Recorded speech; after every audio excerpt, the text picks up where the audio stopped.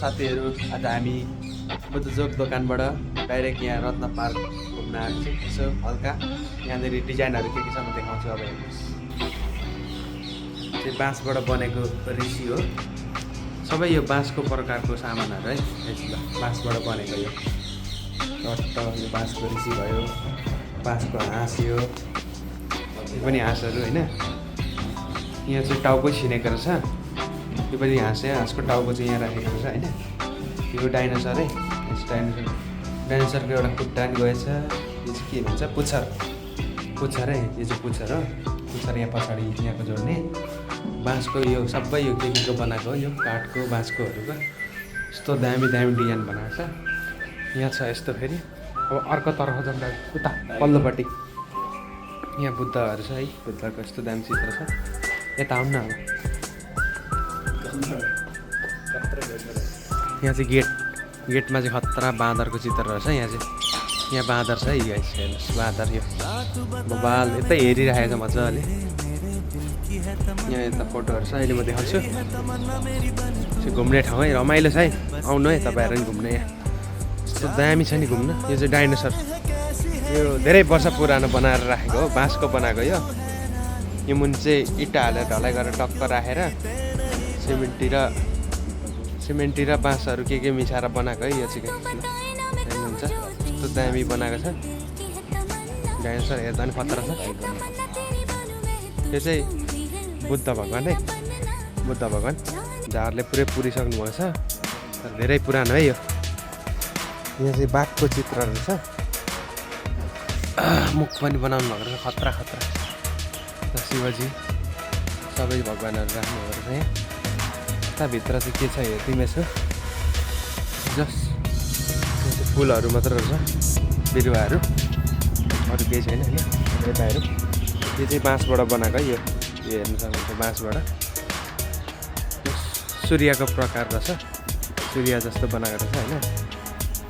हेर्दा चाहिँ चित्र चाहिँ अमेजिङ खालको भिड है यो चित्र चाहिँ। ल अब यता हेर्दै जाऊँ के छ।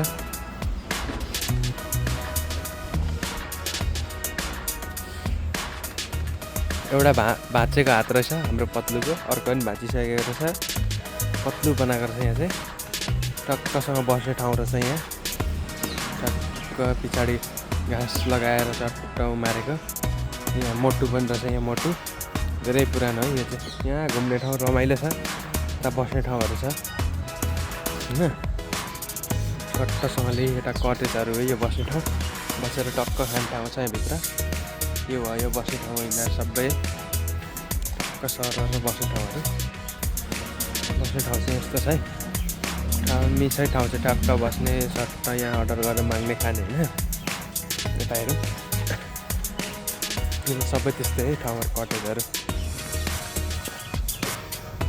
टक्कसँगले। अब तपाईँहरूलाई गङ्गेटा देखाउँछ है। यहाँ हाम्रो बाँसको गङ्गेटा बनाएको छ। कुखुराहरू पनि पालेको छ। यो चाहिँ बाँसबाट बनाएको गङ्गेटा है। गङ्गेटाको डिजाइन हेरौँ न, कस्तो दामी छ। यो चाहिँ बाँसबाट बनाएको गङ्गेटा है होइन। सर्लक्क यहाँ भित्तामा चाहिँ पेन्टिङ थियो पहिलाको, धेरै वर्ष अगाडिको है। यो चाहिँ धेरै पुरानो। यो भन्छ डाइनोसरको हड्डीको चित्र बनाएको रहेछ एकदमसँगले। यहाँ हाम्रो पहिला डाइनोसर मार्ने मान्छेहरूको चित्र पनि रहेछ।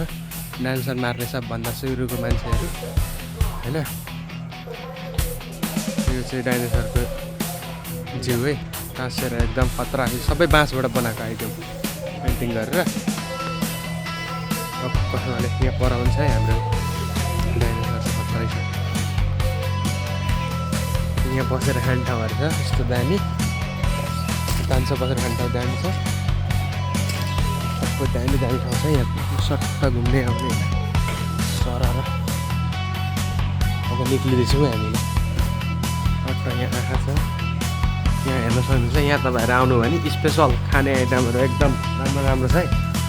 सट्ट अब हामी निस्किन्छौँ। हाम्रो टेम्पो यहाँ छ। अब हामी स्टार्ट गरेर जान आँटेको छौँ। खोइ चाबी बस्नुपर्छ होइन। अब हामी जान आँटेको है। अब हामी हिँडेको हो।